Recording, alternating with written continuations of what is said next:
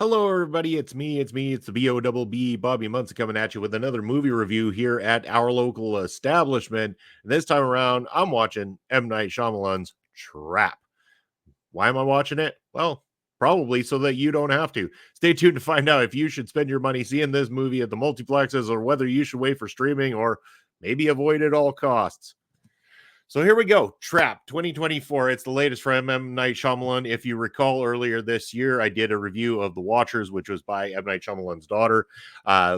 Once again, felt like it really had his type of style to that film and had an interesting premise that was clouded by a lot of really unsurprising bad choices towards the end of it, which tends to be the case with some of M Night Shyamalan's movies. At other times, some of his movies can be complete hits. The one thing I'm going to say in praise of M. Night Shyamalan as a writer director, first of all, is that he definitely attempts to try to do different things. He tries to do different ideas. He's got a very Hitchcockian type feel to the way he approaches his directing. At the same time, some of it lands really well and some of it not so much. So where does Trap fall in this equation? Well, I'm going to hate to break it to you. It lands in the not so much category. Trapped was not good. In fact, you could replace that T with a C. This was often dull, often boring, well acted by Josh Hartnett, but really kind of not so well acted by everybody else involved with this whole thing. It's a thriller that's not very thrilling. It's really ridiculous and over the top that you can poke holes in most of the plot throughout the entire thing. It becomes laughable by the time you start to unfold, and especially time to get to reveals. If you can call it a twist, not really a twist, more of a reveal that didn't feel it was necessary. It was almost like it was a joke. Like, really, it was a joke. Please tell me the whole twist of this movie was that it ended up being that it was supposed to be a comedy, because that's how much of a joke it becomes. It becomes to the point of insulting to the audience, I find, by near the end of it.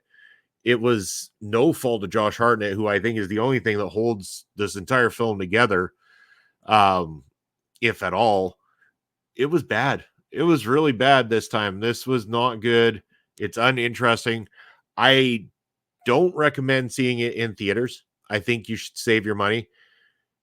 If you need to see it, watch it on streaming, but in general, just avoid at all costs. This is one of the few times I'm going to say avoid at all costs. This is when one of the weaker movies of the entire summer, if not the entire year so far. And it was that unenjoyable. I've been very forgiving of a lot of movies that I can sit there and go, yeah, it was cheesy, but I had fun. This was cheesy and I didn't have fun. Not at all. And, while with something like The Watchers, at least there was something unique about the base of the story. This one, what was unique about it? It takes place at a concert. Really? This felt like a extended episode of the worst episode of Dexter you've ever watched in your life, is kind of what it came across like. And imagine even the worst episode of Dexter wasn't this laughable. That's how bad Trap becomes, and really should have not been a movie heavily promoted, especially for summertime viewers.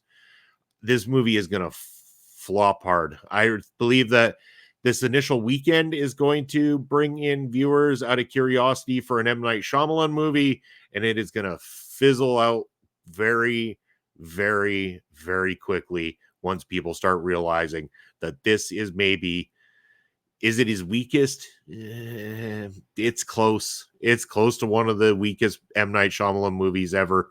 It's not as bad as saying After Earth or The Last Airbender, quite as bad, but it's there. It's peeking right around the corner. So again, avoid at all costs if you can. If you really need to see it, save that money and wait until it comes on your favorite streaming and then watch it then.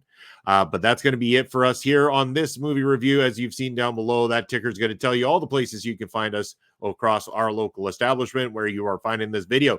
Make sure to give this video a thumbs up, turn on notifications, and subscribe to the channel. Make sure to leave a comment. Did you like Trap? Did you not?